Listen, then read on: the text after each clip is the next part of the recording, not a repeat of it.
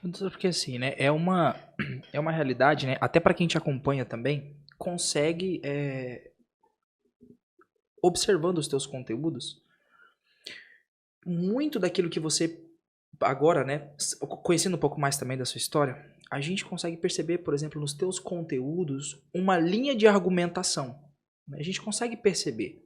E agora você falou, né, um pedaço, né, um pouquinho aí da sua trajetória, a gente consegue perceber algo, né? Por exemplo, assim, que essa questão do pedir ajuda, né, do quebrar o orgulho, né, e também desse medo. O medo, não, assim, eu posso afirmar que hoje as mulheres, elas olham pra si mesmas porque eu tenho uma filha, né? Eu tenho uma filha. Ela tá agora, vai fazer 8 meses. A Aurorinha vai fazer 8 meses. Mas um dia ela vai ter 18 anos. Né? Um dia ela vai querer enfrentar os problemas da vida. Né? É correto afirmar que as mulheres, elas, talvez por imposição da sociedade, não sei, imposição familiar, a gente não sabe, né? Talvez você pode falar isso com mais clareza. As mulheres, elas se colocam numa posição de exigir demais delas, ao ponto muitas vezes assim de não, eu não preciso, eu dou conta. Ou, não sei assim, de onde a gente consegue, porque você tem uma realidade clínica, né? Terapêutica, você está atendendo gente todos os dias, né? Eu posso dizer que hoje, então, as mulheres, elas se cobram muito, talvez por essa realidade social, realidade familiar. Sim, é verdade. As mulheres se cobram muito, e não é de agora, já vem de muito tempo já essa tradição das mulheres se cobrarem muito, né? Assim, né? Eu sou mãe, principalmente mães, né? Eu sou mãe, eu sou dona de casa, eu sou esposa, eu preciso dar conta de tudo e tudo mais, porque eu não sou frágil, porque tem uma crença que mulher é frágil, né? Então aí as mulheres O acabam sexo frágil, né? não, eu preciso fazer de tudo porque eu dou conta, né? Porque eu tenho que mostrar que eu sou forte. Até onde isso é saudável? Ou não é saudável em nenhum momento? Pra mulher, assim, como reorganizar isso na cabeça, por exemplo, de uma mulher?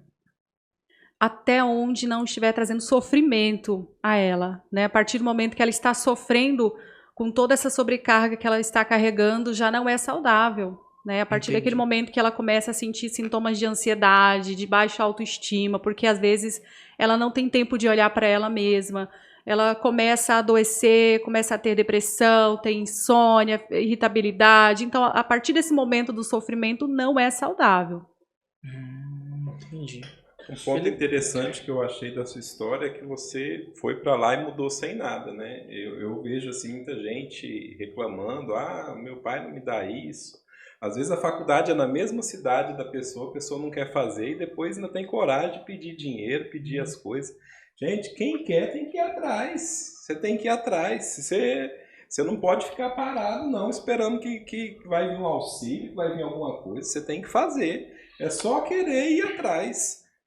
Isso, É. e até onde, por exemplo, esse pensamento. Até onde esse pensamento do Felipe é saudável? Porque ele falou assim: não, beleza, é querer ir aí atrás e tudo mais. Tá, mas será que isso é verdade? Por quê? Porque assim, ó, filho, tá vendo? Eu tô contrapondo de forma intencional. Não é? Tô contrapondo de forma intencional. Até onde, doutora, na sua opinião, isso é saudável para um ser humano?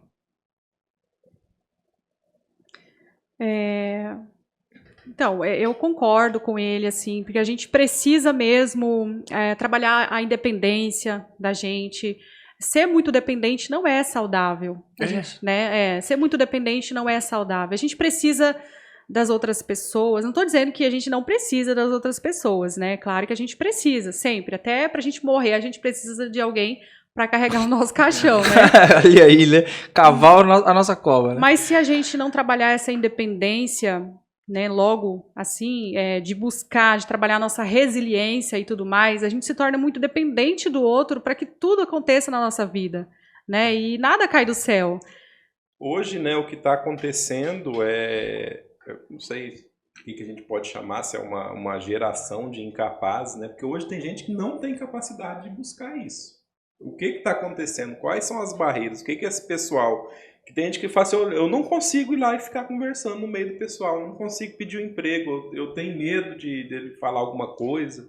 O que está acontecendo com o povo? Porque hoje em dia está assim, os pais estão sustentando até muito mais tempo que antigamente, né? E a criança está crescendo, o jovem está crescendo, está se tornando adulto. E eu conheço várias pessoas que chegaram em mim, olha, eu não posso falar isso com você porque eu não consigo trabalhar, não consigo. Exato, como você falou, criança. Muita coisa, muito padrão que a gente repete lá do passado, né, da nossa infância. Então, hoje, muitos pais fazem tudo para o filho. Não deixa o filho colocar uma colher na própria boca, não deixa o filho colocar o copo na boca para beber água, não deixa o filho fazer nada, faz tudo para o filho. Então, ele cresce uma criança totalmente dependente, né? Caramba, né? Então a gente precisa treinar as crianças já desde pequenininhos a ser independente. A partir do momento que ele já tem a força ali, a coordenação motora, deixa ele comer sozinho, deixa ele se sujar, deixa ele tomar água sozinho, deixa ele tomar banho sozinho, deixa ele fazer as coisas sozinho. Por quê? Porque senão ele vai se tornar um adulto frustrado lá na frente, incapaz de fazer alguma coisa sozinho. A minha esposa, sobre isso aí, uma vez, cara, ela assim, ó, aquele foi um tapa na minha cara, assim, pra eu acordar, sabe? E eu não tinha percebido isso. Eu olhava pro Benjamin, meu filhinho, né? Eu olhava pro Benjamin assim e pensava, cara, quando ele fazia alguma coisa errada, ou quando eu queria, por exemplo, que ele aprendesse tal coisa, ou fizesse tal coisa, a minha forma de conversar com ele era como se ele fosse um adulto. Como se ele já compreendesse os conceitos. Assim, parece ser óbvio, né? Não, Vitor, mas pô, se você olhar pra ele, você vai ver que é uma criança. Mas é que tá. Por repetir esses padrões, né? Por olhar pra mim e exigir que eu sempre devo ser assim, eu devo ser de tal forma, eu quero que meu filho seja também. Então, por exemplo, era uma tarefa simples. Pegar uma garrafa. Ô, Benjamin, pega essa garrafa pro papai, rapidinho, por favor. Aí ele às vezes ele olhava pra garrafa, ele queria interagir com a garrafa, ele queria brincar com a garrafa. Vamos, filho, rápido. O pai tá aqui, tá esperando, não sei o que. Sabe assim? Isso eu percebi, né? Mas eu não entendia os porquês. Um dia minha esposa chegou e falou, amor, o Benjamin, ele não é um mini adulto. Você tem que falar com ele de forma diferente. E aí ela me ensinou. Sabe assim, cara, minha mente abriu, explodiu assim, sabe? Caramba, cara. É verdade. Então, dentro então, da nossa própria casa começa esse processo de formação. É isso que você disse, né? Sim. É a partir da infância, né, que nós formamos a nossa personalidade. É a partir da infância, a infância é uma das fases mais importantes do ser humano.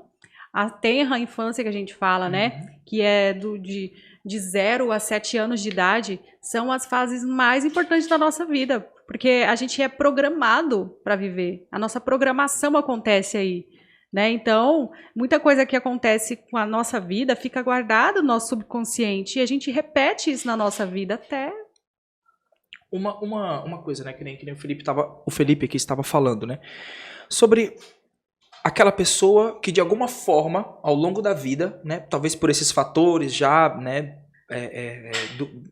a infância, né, a pré-infância ali, a pré-adolescência, e quando chega na fase adulta, né, ali o indivíduo ele não tem forma de agir. Ele não consegue agir no meio social, não consegue agir no meio familiar, não consegue enfrentar os desafios, os problemas pessoais, né? Não consegue nem muitas vezes estar contente com as alegrias, as pequenas alegrias da vida, os pequenos prazeres, né? Esse indivíduo, dentro desse aspecto de incapacidades, hoje, doutor, assim, se você pudesse dar um recado para essa pessoa, o que você falaria para ela? Se essa pessoa às vezes está escutando a gente agora, ela percebeu, poxa, peraí, realmente eu sou um jovem, eu sou um adolescente, sou uma esposa, sou um marido, que só consigo às vezes, né, no caso dos homens, né, eu só consigo ser útil no trabalho e em casa, acabou. No meio social, às vezes no meio religioso, muitas vezes, né, eu não consigo ter utilidade. Às vezes nem sai de casa, nem consegue entrar em meio nenhum, né? Em meio nenhum. O que seria o início, né? O que você poderia falar para essa pessoa agora? Eu digo assim, que você não precisa seguir a sua programação que você recebeu na infância. A partir do momento que você sabe reconhecer isso, você pode mudar, né? Porque a gente pode mudar. O nosso cérebro é neuroplasticidade. Então, é possível a gente trabalhar a nossa transformação. Se você realmente se incomoda com isso, se isso tem te prejudicado, isso tem te atrapalhado, se você verdadeiramente deseja mudança, você pode mudar, você pode melhorar. Incrível, né? Incrível. Felipe? E o caminho seria procurar um psicólogo já? Como que seria esse caminho? Como que inicia? Para você iniciar e fazer um tratamento, como que começaria essa pessoa? Porque, igual a gente estava falando antes, muita gente tem preconceito, acha, não, eu não vou, não quero sair de casa, eu não quero... Tem gente que não consegue nem falar com pessoa que não conhece, tem gente que não sai de casa, tem gente que... E aquele preconceito, né? Aquele preconceito de olhar, né, pro psicólogo. Eu sou doido. Eu não sou doido, né? Não vou, não.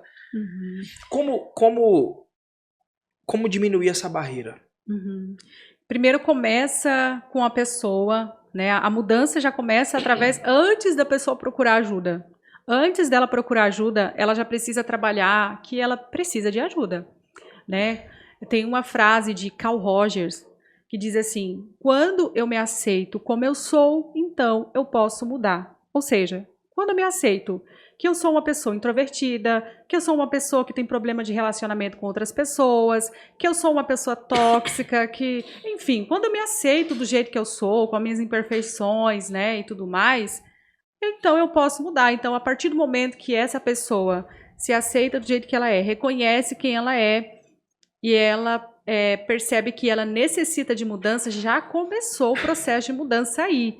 Então, primeiramente isso. Não adianta a pessoa procurar um psicólogo ou procurar um hipnoterapeuta, um terapeuta ou coach ou quem seja para gerar uma mudança, se essa pessoa mesmo não quer mudar, não acredita na mudança, não adianta. Então, primeiro precisa acontecer com ela, ela acreditar, ela aceitar que ela precisa, aí então ela procura sim um psicólogo, né, que nós trabalhamos com a transformação, nós trabalhamos com mudanças de comportamentos, de pensamentos, né, de crenças.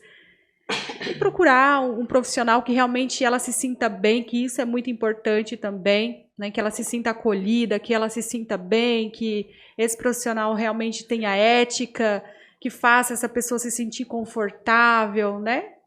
Tudo isso, né? São fatores, então, que facilitam esse processo.